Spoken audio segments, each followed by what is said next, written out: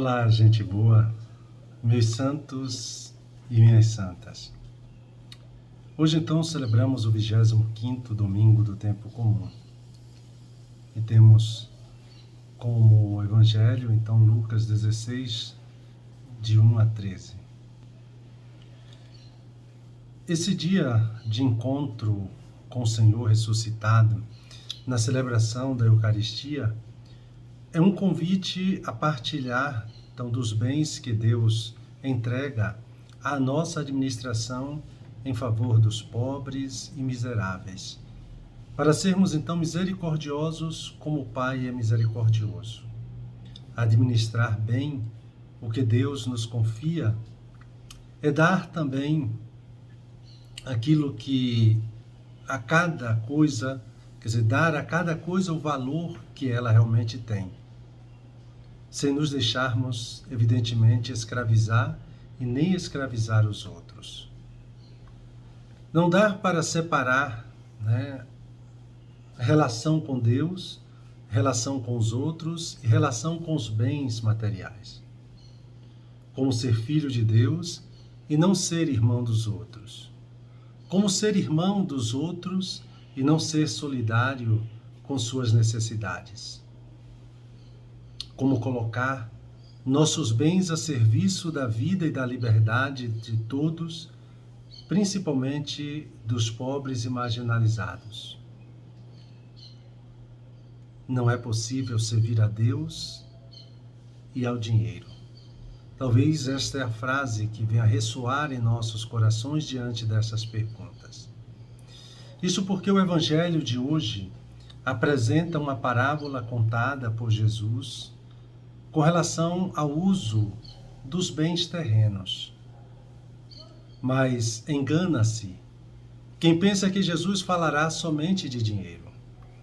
A cena narrada por Lucas se desenrola em torno daquela mesa onde Jesus come com os pecadores. Após ter revelado aos justos que o censuram, que ali então o acusam e que o censuram com relação ao coração do Pai. Ele revela então aos discípulos o justo uso dos bens deste mundo. O tema do capítulo 16 é justamente esse: a questão correta da própria vida em última instância, para chegar à vida eterna. É nesse sentido que é inserida então a parábola do administrador astucioso, que responde à pergunta: o que fazer para nos tornarmos misericordiosos como o Pai é misericordioso? A crítica ao dinheiro não é uma questão somente política e econômica, mas também bíblica. Deus se pronuncia totalmente contrário a todo tipo de política, de economia e de religião que favorecem a desigualdade social, tornando os ricos sempre mais ricos e os pobres sempre mais pobres. Todos aqueles que pisam sobre os pobres e arruinam os necessitados da terra serão julgados com severidade por Deus, segundo aquilo que nos diz o profeta Amós. Nos últimos anos, os preços dos alimentos explodiram no Brasil e em tantas partes do mundo. O país que mais produz e exporta alimento do mundo não sabe distribuir, ou melhor, não quer distribuir os bens.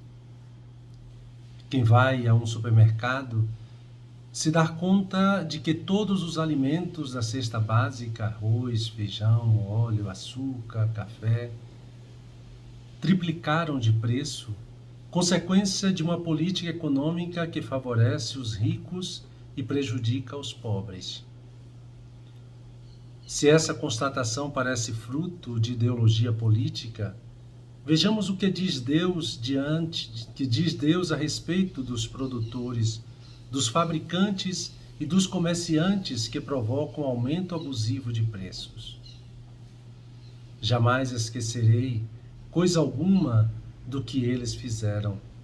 Isso está em Amós 8:7. Deus não é indiferente às questões sociais.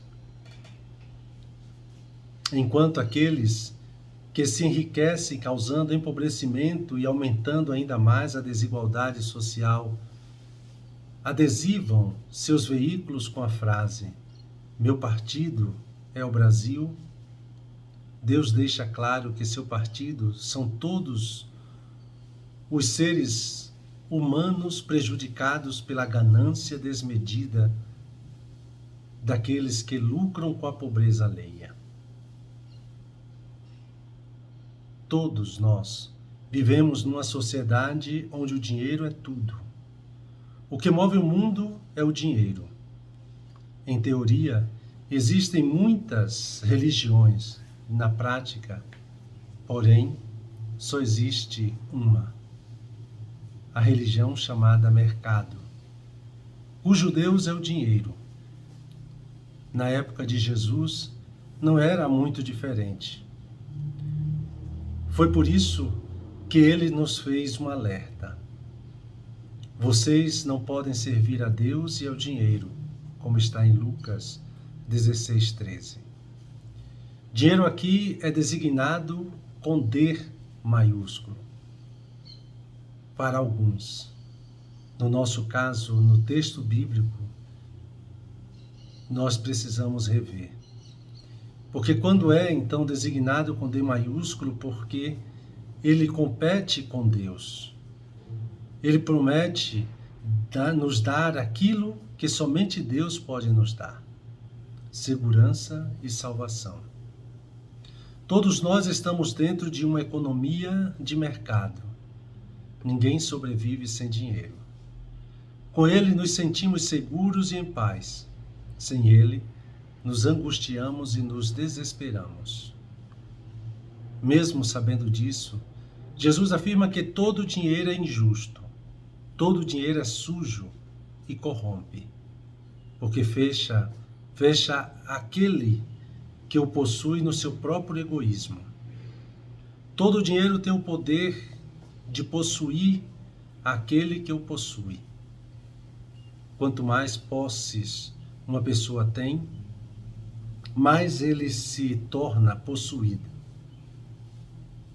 Quanto mais dinheiro uma pessoa possui, menos ele se sente necessitado de Deus e de sua salvação. Mas ela se torna crítica da igreja e do evangelho. É perfeitamente natural, portanto, que até mesmo homens cristãos ambicionem pertencer a grupos ou movimentos de elite, que ostentam riqueza do que pertencer a algum serviço da igreja que tenha como objetivo socorrer os necessitados. Como a Sociedade de São Vicente de Paula e tantas outras obras sociais. Conhecendo bem o coração humano, Jesus afirmou que os filhos deste mundo são mais espertos em seus negócios do que os filhos da luz. Aqui é o caso de perguntar: você se esforça em cuidar de sua vida espiritual da mesma forma que se esforça em ganhar dinheiro? Você tem consciência de que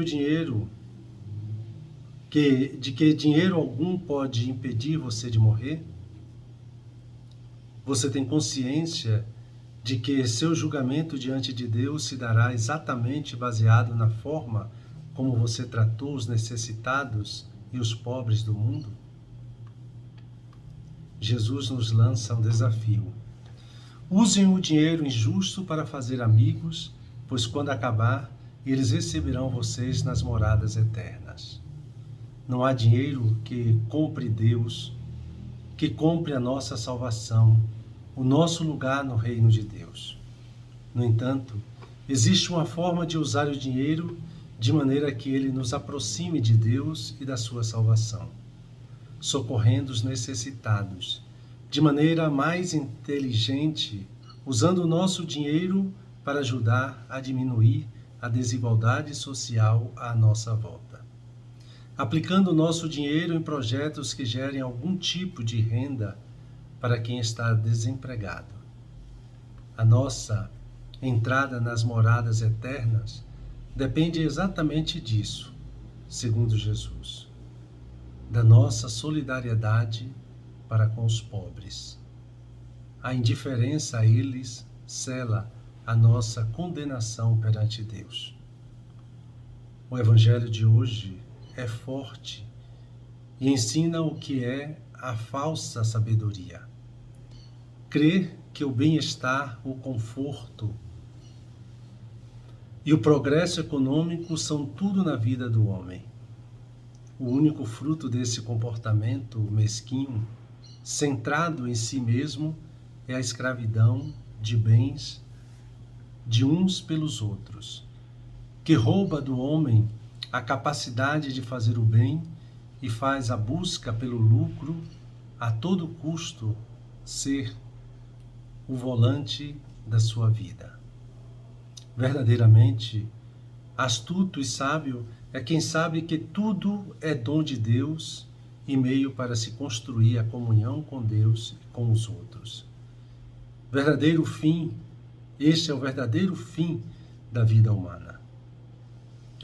Dessa astúcia e dessa sabedoria jorram como de uma única fonte a ação de graças em relação a Deus e a partilha em relação aos irmãos e irmãs.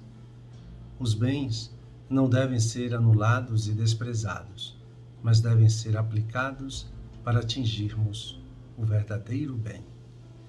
E dando continuidade a esse nosso momento de oração, me coloco na presença de Deus como de costume. Recolho-me imaginando Jesus que está ali à mesa com os pecadores. Peço aquilo que quero. Não tomar posse dos bens deste mundo, mas saber usá-los em benefício dos irmãos e das irmãs.